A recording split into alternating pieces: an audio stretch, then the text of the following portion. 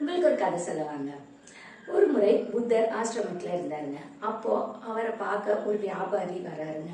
வந்த உடனே புத்தரை பார்த்து ஓங்கி அரைஞ்சிடறாருங்க புத்தரோட கன்னத்துல. புத்தர் திருப்பி அடிக்கவும் இல்லைங்க, அவர் மேல கோவப்படவும் இல்லைங்க.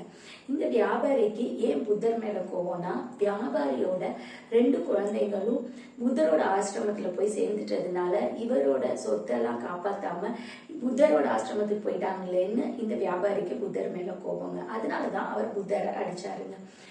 புத்தர் எந்த எதிர்வினையும் செய்யாததுனால இவருக்கு ஒரு மாதிரி இருந்ததுங்க. வீட்டுக்கு போயிட்டாருங்க.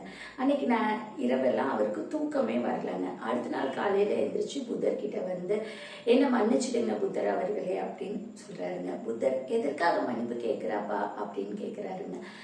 நான் தான் நேத்தி வந்து உங்களை கணக்குல அரைஞ்சேன்ல, அது ரொம்ப தப்பு இல்லை, எனக்கு நைட்லாம் தூக்கமே வரல புத்தர், அதனாலதான் உங்ககிட்ட மன்னிப்பு கேட்க வந்தேன்.